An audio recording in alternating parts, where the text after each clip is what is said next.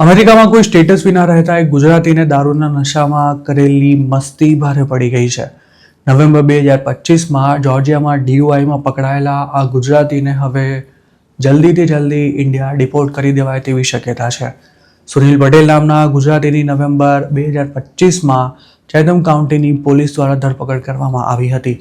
તેના પર દારૂ પીને કાર ચલાવવા ઉપરાંત રોંગ વે ડ્રાઇવિંગ એટલે કે રોંગ સાઇડમાં પણ વાહન ચલાવવાનો આરોપ હતો.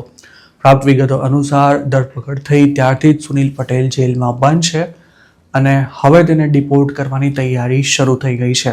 સૂત્રોનું માનીએ તો સુનિલ 2022ની આસપાસ પોતાના 2 સંતાનો અને પત્ની સાથે અમેરિકા ગયો હતો અને ત્યાં નાની મોટી જોબ્સ કરતો હતો.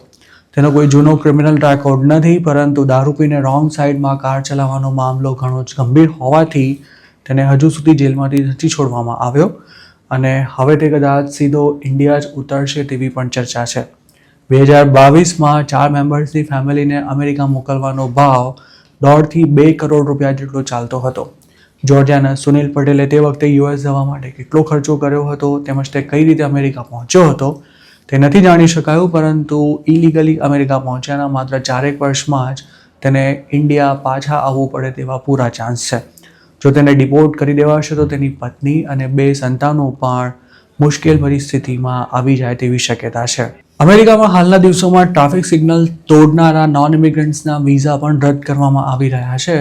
તેવામાં જો DUIમાં પકડાયેલા કોઈ અનડોક્યુમેન્ટેડ ઇમિગ્રન્ટનો અસાઇલમનો કેસ ચાલુ હોય તો પણ તેને ડિપોર્ટ કરવામાં આવી શકે છે.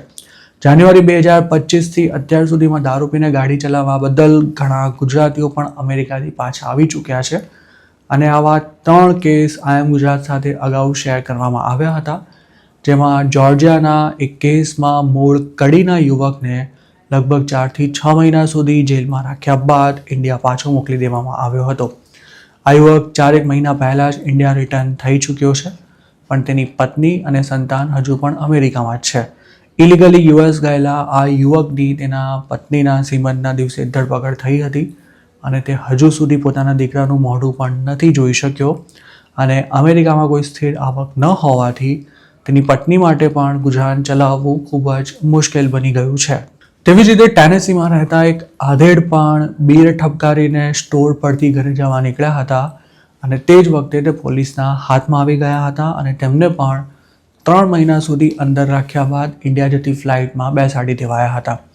આ સિવાય ભૂતકાળમાં DUI સહિતના ઢગલાબંધ ગુનામાં પોલીસના ચોપડે ચડી ચૂકેલા વિસનગરની આજુબાજુના એક ગામના યુવકને 2025માં જ દારૂ પીને ગાડી ચલાવવાના કેસમાં અરેસ્ટ કર્યા બાદ 3 થી 4 મહિનામાં જ ઇન્ડિયા મોકલી દેવાયો હતો. આવા કેસમાં જો ડિપોર્ટ થનારાને અમેરિકા પહોંચે ખાસ સમય ન થયો હોય અને તેના વિના ફેમિલી સર્વાઈવ થઈ શકે તેમ ન હોય તો ઘરના મુખ્ય માણસને ઇન્ડિયા મોકલાયા બાદ તેની પાછળ પત્ની અને સંતાનો પણ ઇન્ડિયા પાછા આવતા રહેતા હોય છે. USમાં દારૂ પીને ડ્રાઈવ કરવું ગંભીર ગુનો છે, પણ જો કોઈએ પહેલી વાર આ ક્રાઇમ કર્યો હોય તો તેને લગભગ જેલની સજા નથી થતી હોતી. જોકે ટ્રમ્પ સરકાર આ કાયદાનો ટૂલ તરીકે ઉપયોગ કરી રહી છે અને તેના હેઠળ અરેસ્ટ થયેલો આરોપી જો ઇલીગલ ઇમિગ્રન્ટ હોય તો હવે તેને ડિપોર્ટ કરી દેવામાં આવે છે.